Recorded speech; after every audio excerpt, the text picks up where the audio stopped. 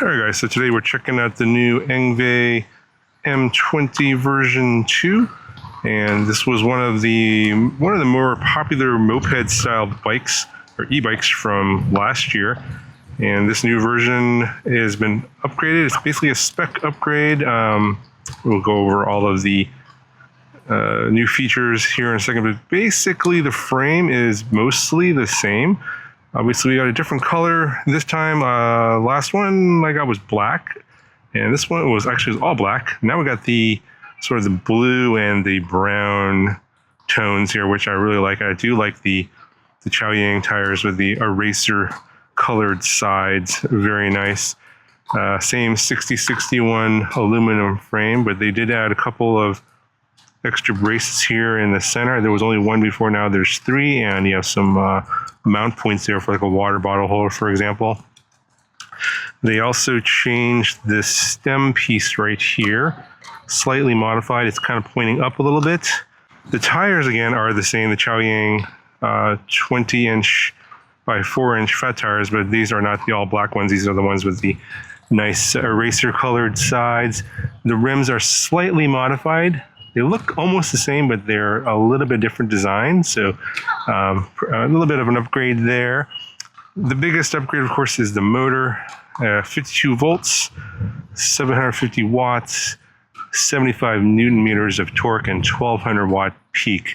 So the system has gone from 48 volts to 52 volts. That's just like the Engine Pro 2.0 that I just reviewed recently.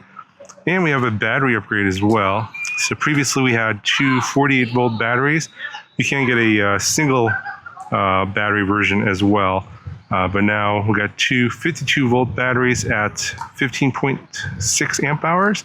It's like 800 something watt hours. It's a pretty big upgrade. So I think in terms of range, we got a pretty big boost. They're saying going from about 63 miles on throttle only to like 160 some miles with pedal assist on pedal assist level 1, which is the slowest speed. The slower you go, of course, the more you're going to be able to extend your range. So those are the biggest improvements in this new version for 2024 is the 52 volt system and the bigger batteries. In terms of the fenders, they've changed these from metal to plastic, so going to be less noisy, less rattles. They changed the front fork suspension. It looks the same, but there's no longer an adjustment point here. It's just fixed, and seems to work okay based on my riding experience so far. But they did upgrade the rear shock. So before it was just like a 100-pound standard air shock. This one is adjustable now, and it's quite a bit more beefy. And I think this is, in terms of the ride where you're actually sitting, that I think has definitely been improved from last year's version. Headlights are the same as before, as well as the tail lights, and they also work when you brake, but there are no blinkers, no turning indicators. So with a improved power system, we're going to have to improve the braking system, and we're going from 160 millimeter rotors to 180 millimeter rotors. And now we have hydraulic disc brakes instead of mechanical disc brakes. So glad that they improved that, because there was plenty of power before, and with even more power, we need a better braking system. Here's a look at the handlebar. Grips are pretty basic. You got your headlight button here, horn, and again your levers for your hydraulic disc brakes. They have a new display here. It's color now instead of black and white. And I don't know how to unlock it. I'll explain what is locked here in a second. This phone and phone holder is not included. Same Shimano 7-speed SIS shifter, just like last year. And then now we have a half twist throttle instead of a full twist throttle that we had last year. So I like that. I like half twist throttles better. All right, so I think that's going to cover all the differences and what's new in this year's version. If you want to see last year's version, I'll link that video down in the video description. You guys can do your comparisons. If I happen to miss anything, let me know down in the comments. But let's go ahead and do our typical speed test now, and I'll explain what's different and how they reprogram the controller in terms of speed and pedal assist versus throttle, and then we'll do a conclusions at the end. All right, so this year we have 5 levels of pedal assist plus 0, which is nothing, just pedaling with no motor power, and we can go all up to 5. But it doesn't really matter which, let's say if you're in pedal assist level 0, you pull the throttle, nothing happens. But if you're in level 1 or 5, it'll just go to the maximum speed. And let's go ahead, I'll show you what that is. So starting off from 0 speed, and so the bike computer is showing 20.6 and my GPS is showing 20. That is the max. I'm at 21 now in the bike computer. That's the max that you're going to get on this. Doesn't matter what pedal assist level you're on. They have changed the programming so that if you're using the throttle only, you're only going to get 20 miles an hour. That's because of all the regulations that are occurring out there. Thanks to some irresponsible people out there in the e-bike community. So there's more regulations now than before. Anyway, so that's why I did the throttle only test first. Let's go ahead and just do a pedaling test here. Pedal assist level 1. And very windy right now. Hopefully the noise reduction is working on my microphone. And we're, it's about 8 miles an hour. Let's go ahead and hit level 2 here. A little bit of an increase in power. 9.5 miles an hour, 9 miles on my GPS. So the bike computer is a little bit higher than actual speed, GPS speed. Let's go to level 3. Ooh, a big burst of power there. So it's pretty obvious we have a cadence sensor here. I am freewheeling. We throttle or gear up to 7. 14.8 on the bike computer and 14 on the GPS. All right, let's go to level 4. And again, I'm not using the throttle, I'm pedaling only. Another big boost here. We're just using the cadence sensor. Freewheeling up to 20.6 and 19 on the GPS. One more burst here. So I am gonna hit the max here. 26, 25 on the GPS. Yeah, I can't go any faster, so I'm hitting 25. It's advertised for 28 miles an hour.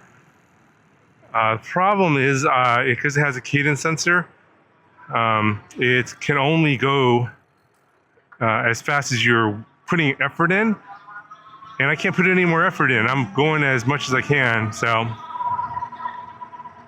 I'm back down to pedal assist level 3. So that's the difference here in the new version. I'm sure there's a way to unlock it. Someone figured out how to unlock the version 1 a few months after I made my video. You can go back and look at it. I tried that in this one. This computer is different, so that technique doesn't seem to work. And I haven't been able to figure out to get into the menu settings. So again, if someone knows, do let me know in the comments. It doesn't matter when you see this in the future or not. Let me know if you know a way of unlocking this computer. There's no numbers on this one, so I don't know what kind of model it is. I've never seen it before.